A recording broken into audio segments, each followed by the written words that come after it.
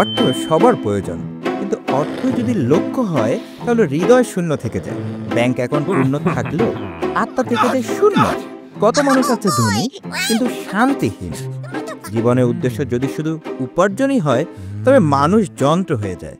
ঈশ্বর আমাদের সৃষ্টি করেছেন সম্পর্কের জন্য, শুধু ব্যক্তি স্বার্থ অর্জনের জন্য নয়। তিনি চান আমাদের হৃদয়, কেবল আমাদের সাফল্য নয়। যখন তাকে খুঁজে পাই তখন সব কিছুর মানে বদলে যায়। চাওয়া পাওয়ার বাইরে শুরু হয় গভীর এক যাত্রা। ঈশ্বর বলেন, তোমরা প্রথমে ঈশ্বরের রাজ্য ও তার ধার্মিকতা খোঁজো, তাহলে এই সব জিনিস তোমাদের দেওয়া হবে। তাকে পেলে জীবনের সব প্রয়োজনীয় জিনিস আপনিতেই যোগ হয়। অর্থ ক্ষীণস্থায়ী, কিন্তু ঈশ্বরের সঙ্গে সম্পর্ক চিরস্থায়ী। যিশুই ঈশ্বরের জীবন্ত প্রকাশ।